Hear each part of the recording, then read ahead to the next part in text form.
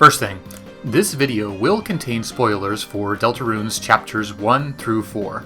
This is a theory video, so if you're not here to speculate or hyperfixate, best to click off now. That said, with chapters 3 and 4 released, we've got a year or so before chapter 5 drops, so let's hit the ground running with the brain rot theory crafting.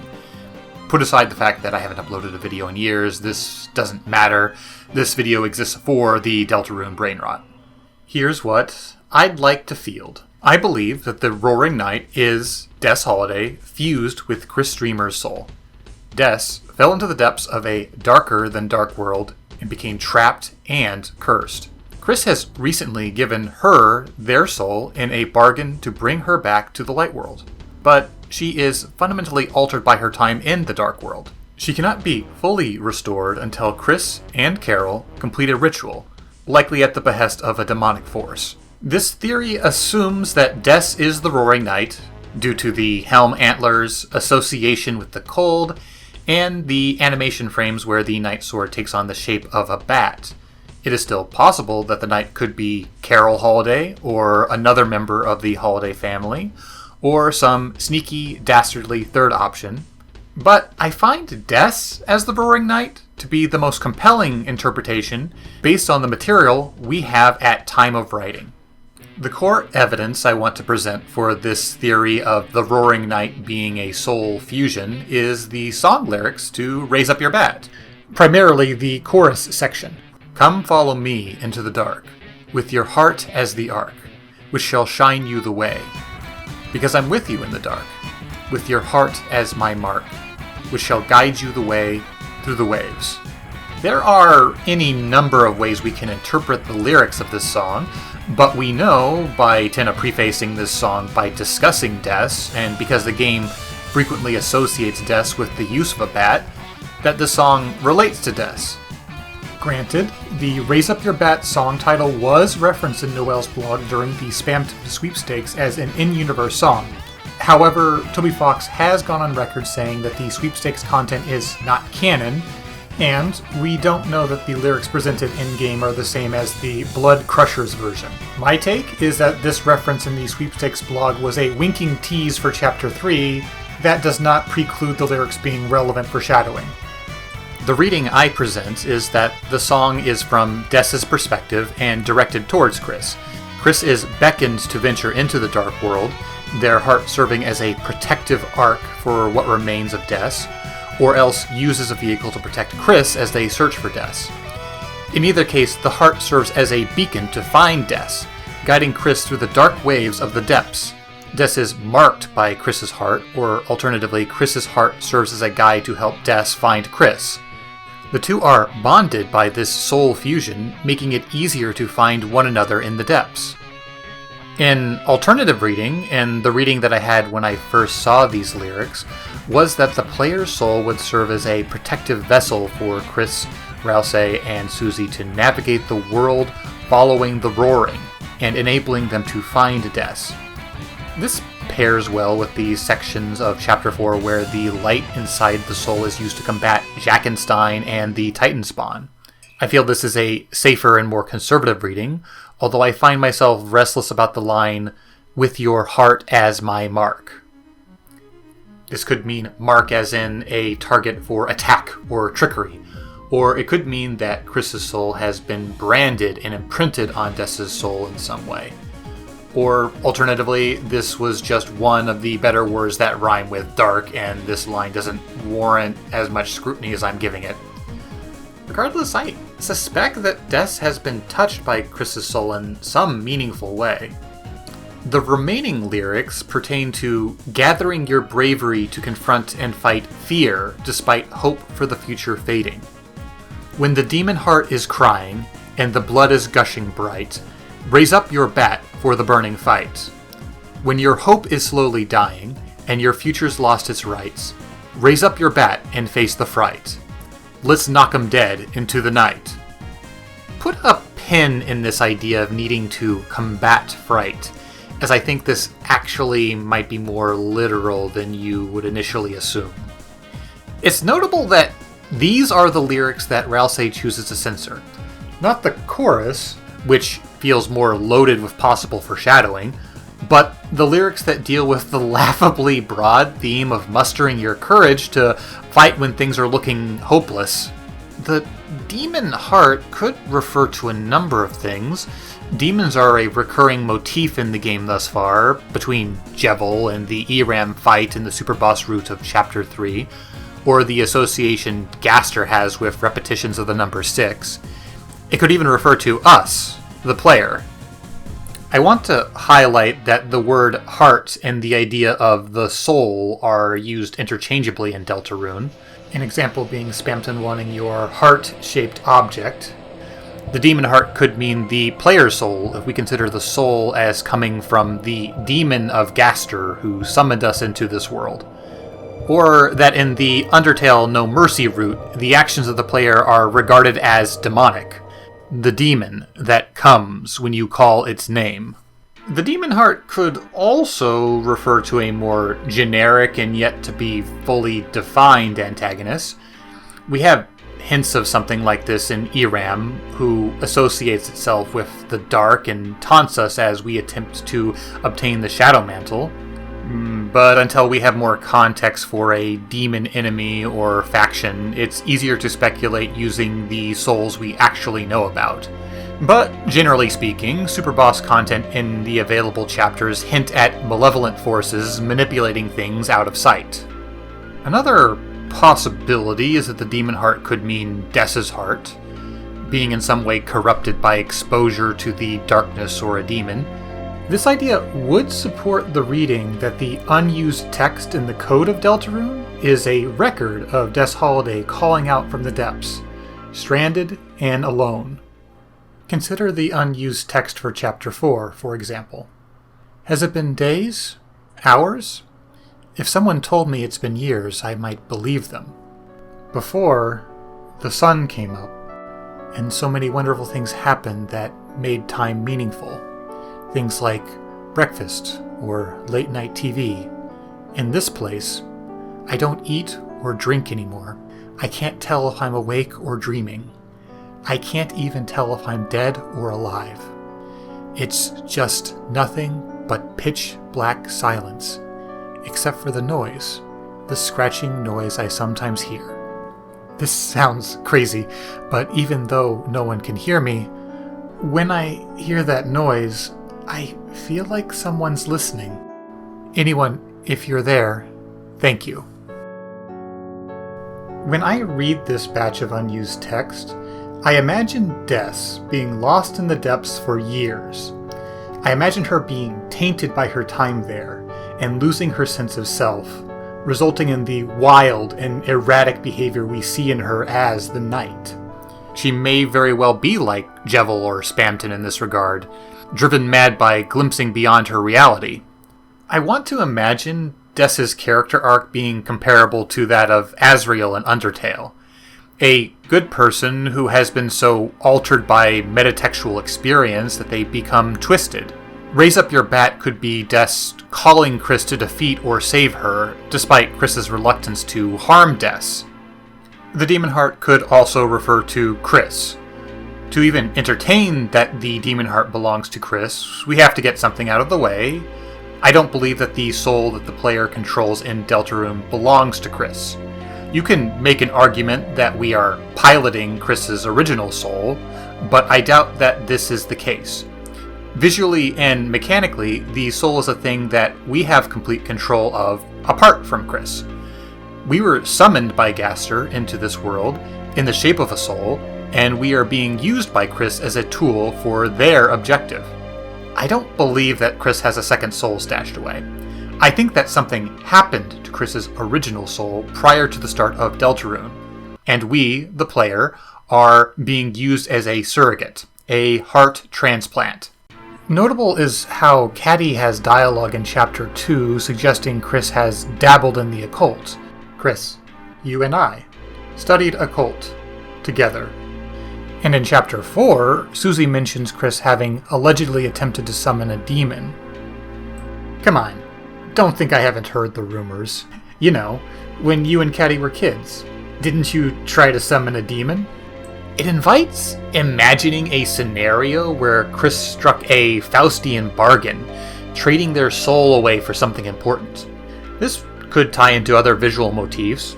Chris's bright red eyes a sign of possession, the red horn headband they wore as a child being reframed as demon horns, even the message you receive when looking in the mirror. It's what they call you. Could be considered through the lens of the player's control being considered a form of demon possession. Granted, I think the mirror line actually more so points to a general theme of dysphoria experienced by Chris. Some possible evidence of Chris being soulless includes Susie describing Chris as appearing dead or zombie-like at the start of Chapter 2. Chris's movement without the soul is shambling, jerky, strained. It is being visually communicated that there is something unnatural about Chris in this state. Chris is continuing to function out of sheer willpower, or determination if you prefer, but there is something wrong with them that is stabilized when the player's soul possesses them. In Chapter 4, during the Holiday Home section, we can eavesdrop on a phone call between Chris and an unknown party, presumed to be Carol, who cautions that without the soul, Chris will ... Carol and Chris's faction are using the soul as a tool, likely to ensure dark fountains can be sealed. However, the wording here suggests that something bad will happen to Chris if they do not have a soul inside them. I would speculate that Chris can only stay alive for so long without a soul. Chris is missing their soul, and the player is an external entity being used as a tool. What happened to Chris's soul? It's my hypothesis that Chris expended their soul to protect Desess or pull her from the depths of the darker-than-dark world. Chris's soul fused with Desess, resulting in the entity we know as the Roaring Night. We can't fully rely on lore from Undertale to be relevant in Deltarune, but in Undertale, the fusion of a monster and human soul is extremely powerful. The original Kara, dying from illness, coaxed Asriel to use his soul to pass through the barrier into the surface world. He is described as having transformed into a being with incredible power. We see this echoed when Flowey absorbs the 6 human souls later. If similar rules apply in Deltarune, it would not surprise me if an entity as powerful as the Roaring Night were the result of a human-monster soul fusion. In the Chapter 3 Roaring Night boss fight, the Knight has multiple poses that mirror poses that Chris makes. This could be the result of Chris's soul leaving an imprint of their personality on the person they fused with, though another interpretation is that Chris and Desess have enough shared history that one may have had a huge influence on the other. When the Roaring Knight forms its weapon, it initially appears to be a baseball bat before transforming into a more sword-like shape. Bats are associated with Desess Holiday, with one being in her room in Chapter 4, and in Chapter 1, Noelle describing Desess as having struck Chris with a wiffle bat. Wait, you're teasing me, aren't you, Chris? Like when you told me Icy was real and eats kids, so Desess smacked you with a wiffle bat until you stopped lying. Chris is the main sword wielder we see in the game so far, so the Roaring Knight wielding something that is a mix between a sword and a bat makes sense. It is notable that in Chapter 4, multiple prophecy panels depict the girl as wielding a sword. Ralsei's edited version of the prophecy and the non-sequential order of the panels leads Susie to assume these panels refer to her, but it is probable that these panels actually refer to Noelle or Desess. Noelle does not wield a sword in normal gameplay as of Chapter 4, and it is not impossible that Desess's bat functions as a sword within the Dark World. When the player defeats the Roaring Knight superboss, they acquire a black shard broken off from a chunk of the Roaring Knight's sword. This functions as a strong weapon for Chris, and is super effective against the Titan enemies in Chapter 4. Also in Chapter 4, there's an optional scene where Asgore describes the katana in Carol Holiday's room as a black shard that is beautiful. I suggest that these black shards, pieces of the Roaring Knight's weapon or armor, are actually fragments of Chris's soul. Desess is shrouded and protected by Chris in this way. They are with her in the dark. a beacon that can guide Chris to Des or Des to Chris. If Chris, as a knife wielder, can be symbolized with blades, it makes sense that chunks of their soul manifest as swords and katana. In Undertale, accepting again that lore from this other game may not be proof of anything, each of the human souls are a different color. Monster souls are depicted as white. Is it possible that Chris's soul is black? If so, fragments of their soul could be described as black shards. Alternatively, the black color could simply communicate Des being corrupted by the depths, or the influence of a hypothetical demon. Another observation is that in both Deltarune and Undertale, when you are defeated in battle, the soul shatters into shards. It's unclear if a shattered soul can still be used or function in a fusion, but this is another way that we can view the black shards as chunks of a black soul. In the Chapter 3 Roaring Night superboss fight, Chris and the Knight do reduced damage to each other. They are reluctant to harm one another. This could only reflect collusion. The two are secretly working together in some fashion, after all. Should the player persist in the fight to the end, we still lose due to either the Roaring Knight using overwhelming force or Chris surprise team-killing their own party to prevent the fight from going on. The party defeating the Knight here and now is not part of the greater plan, whatever that might be. And perhaps Chris does not want Des or their own soul to be destroyed.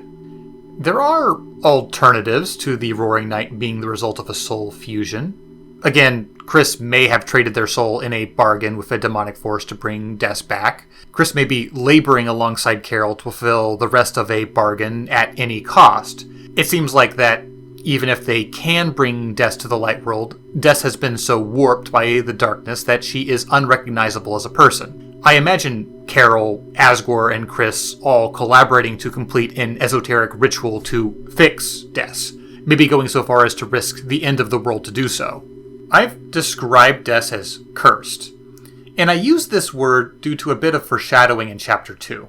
While working with Birdley to save Noelle from Queen, Susie states, "It's like when your sister gets cursed in Dragon Blazers 2. Even if her stats suck, she's still your party member." This line is not direct textual evidence of anything pertaining to Des. I'm not saying that Susie has secret information or even knows who Des is. I'm saying that this line reads as potent narrative foreshadowing based purely on themes.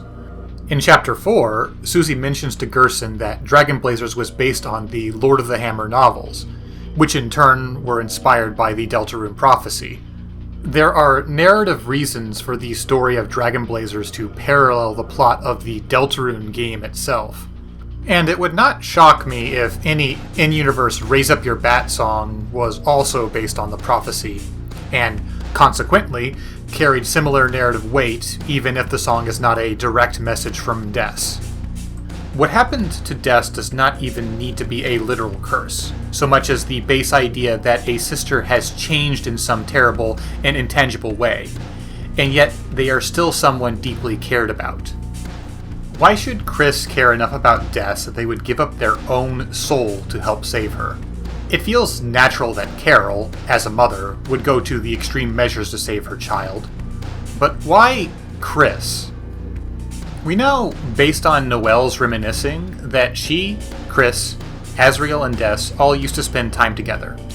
In Chapter 2, Noelle also talks about an incident where the four of them went exploring in the woods behind the church cemetery, where the bunker is located.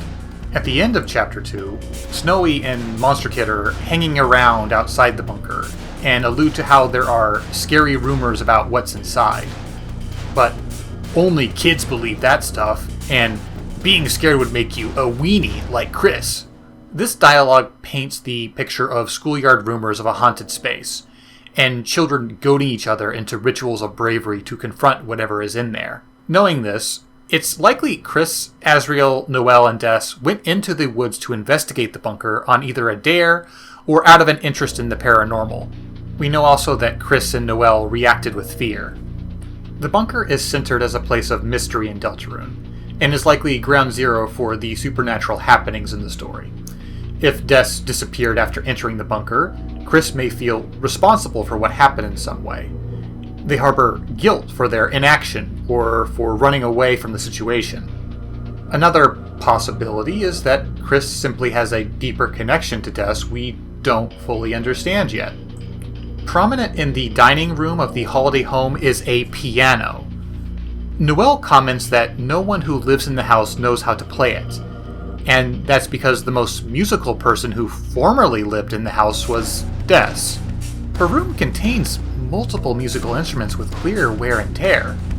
Tina brings up Des in Chapter 3 while introducing the Guitar Hero minigame explicitly because of her association with music. And consider this. There is another major character who is musical. Chris. Chris is highly private about their music. They either stop us from playing piano using their body, or else are angry that we are playing badly. In the Spampton sweepstakes, Noelle has a blog entry describing how she could only ever eavesdrop on Chris playing because they would stop the moment Chris realized Noelle was listening. In Chapter 4, Chris, independent of our input, plays the organ only after kind encouragement from Susie. Chris is reluctant to play in front of others, and is only just now starting to open up. And I think this is because of a trauma response. If Chris and Des shared a musical interest together, or if Chris at least looked up to Des as a musician, Chris may associate performing with Des's disappearance. They may even feel guilty and blame themselves for whatever happened to Des that night in the bunker. Music is a theme that ties these two characters together, which is why I believe that the two songs with lyrics, Raise Up Your Bat and Don't Forget, are messages between Chris and Des. When the light is running low, and the shadows start to grow, and the places that you know seem like fantasy, there's a light inside your soul that's still shining in the cold, with the truth, the promise in our hearts. If Don't Forget is sung from Chris's perspective, we can imagine Chris trying to comfort Des as the lost girl. They remind her that even if Des is stranded in the dark world, Chris is with her. There is a light inside her soul, a light shining with a promise made in both of their hearts. We can imagine this as just the comfort of a promise, or that Chris has gifted Des the literal light from within their own soul to help Des endure. Chris rendered solace as they work to find a way to restore Des. Naturally, it's notable that at the end of the normal route of Chapter 4, Chris receives a distorted phone call where they are reminded that they made a promise. If instead Don't Forget is sung from Des's perspective, it reads as a more in control and experienced Des who is reassuring Chris as they begin their journey through the Dark Worlds. She reminds Chris that she is with them in the Dark World, perhaps more physically. This reading paints the picture of a Des who is comforting Chris, telling them to trust the plan the two of them are committed to, even if the situation is bizarre and frightening. Now, this big sister characterization of Des does run counter to what we see of the Roaring Knight. It's hard to get a feel for the motives of the Knight. She upsets the power structure of Card Kingdom, influences Jevil, and inspires King towards a goal of covering the world in darkness so darkness can rule. Queen credits the Knight with creating the cyber world. In Chapter 3, the Knight attempts to abduct Toriel, or at least uses the threat of abducting Toriel to lure out Undyne. It's possible Undyne was abducted due to her having a code for the bunker, assuming the Knight wants to control who can enter the bunker. In Chapter 4, the Knight prevents the Fun Gang from sealing the Dark Fountain initially, flees to a second Dark Fountain, waits patiently for the Fun Gang to catch up, and then opens a fountain within a Dark World to form a Titan. These actions are strange, but also seemingly calculated. If opening Dark Fountains is all it takes to cause the roaring, we can rule this out as the ultimate objective. Opening Dark Fountains appears relatively easy. The pattern we see is the opening of a fountain, the fountains flowing for a time, and then the Knight doing little or nothing to resist them being closed. What this accomplishes is anyone's guess. Susie and the player are being kept in the dark purposefully by Rousey and Chris. It feels as if the point is to stage adventures for the player and Susie to go on. If the knight is Carol, I could see this tactic being used to scout the dark world for Des before the player seals the fountains to prevent the roaring. This, however, does not rationalize deliberately releasing a Titan. I can imagine Carol sacrificing Undyne to save her own daughter, but I doubt she would risk greater collateral damage. There's no clear reason why she would influence Jevil or King. No, the knight's behavior is closer to Eram or Jevil. Demons toying with us, playing a game, laughing at the artificial nature of their reality. It plucks the strings and makes them ring.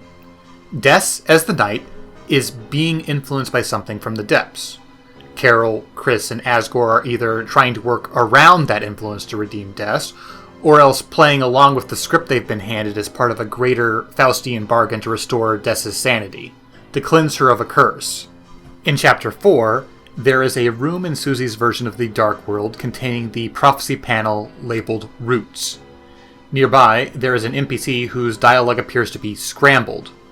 One of the more coherent ways we can unscramble these words is, "Lost where the forest would grow, the children followed the pointed tail." The forest south of Hometown is where the bunker is located.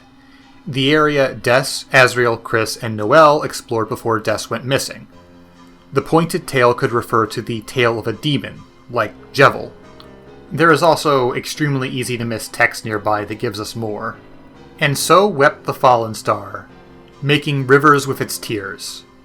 Then, slowly, from the bitter water, something grew. It looked like glass." The fallen star in this passage is easy to read as Des, a lightner falling from above into the dark world and being stranded.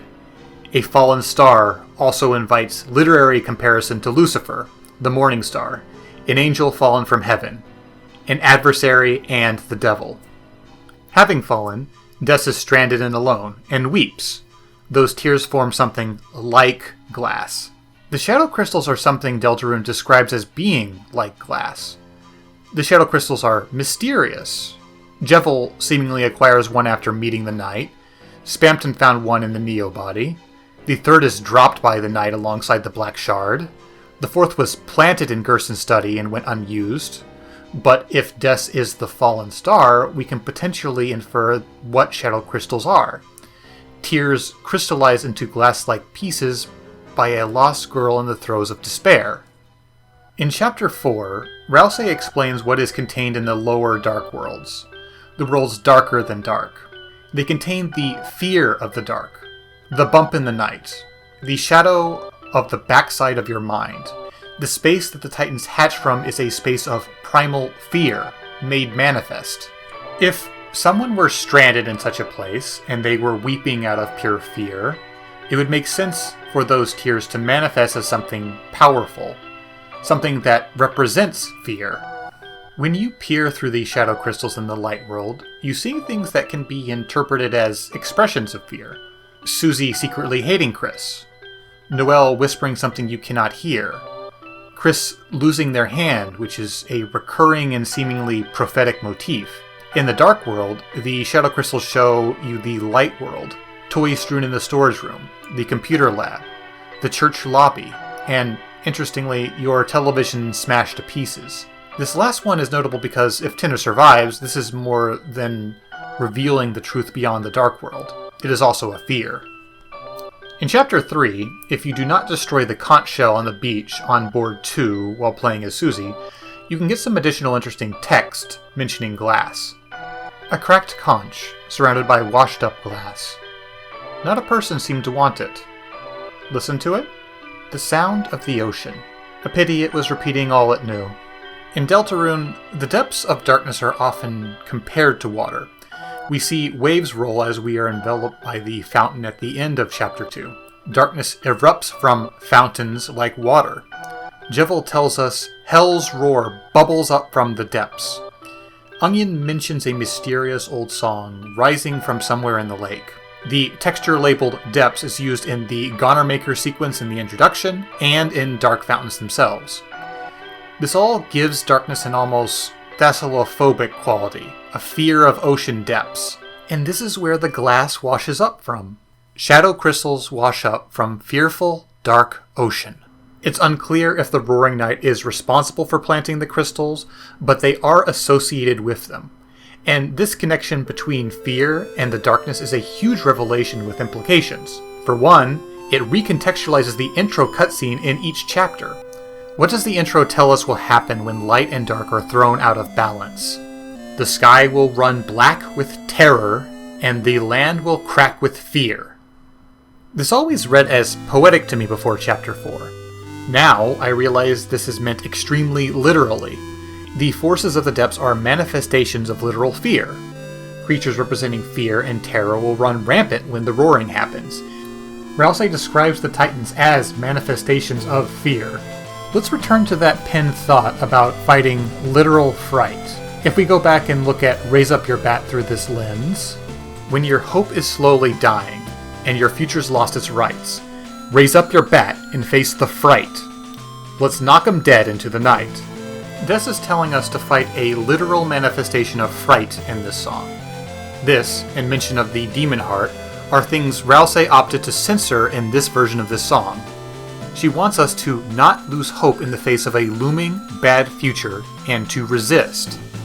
Both Raise Up Your Bat and Don't Forget center on a person encouraging another in a fearful situation, and reminding them that the two are together in this. Even if I am wrong about Des and Chris's souls being joined in a fusion, this is what I predict will be the core of Deltarune's story. Chris doing everything in their power to bring Des back, and the two characters being a beacon of hope for one another. So, to summarize, Des is presumed to be the Roaring Knight. The Knight demonstrates qualities that are a mix between Des and Chris. Monster-human soul fusions are known to be extremely powerful in Undertale, and the Roaring Knight is obscenely powerful. Chris has possible reason to feel guilty about Des's disappearance, and or care deeply about her as a person. Chris and Des share a narrative theme of music in common. The song lyrics in Deltarune are about Chris and Des. Raise Up Your Bat describes Chris's heart as an arc that navigates darkness. Des has been lost in the dark world for some time, likely experiencing crushing fear and despair. The deeper dark world layers are where fear manifests into hostile creatures. Des's behavior as the Roaring Knight is similar to that of demon characters, driven mad by metatextual knowledge. The Knight's actions seem motivated more to create game scenarios for the player than to actively destroy the world. Chris made an important promise to Des and may be willing to give up their soul to save her. Chris has dabbled in demon summoning in the past. Chris is collaborating with Carol to restore Des to what she once was. It is possible that Chris has entered into a bargain with a demonic entity to save Des's soul.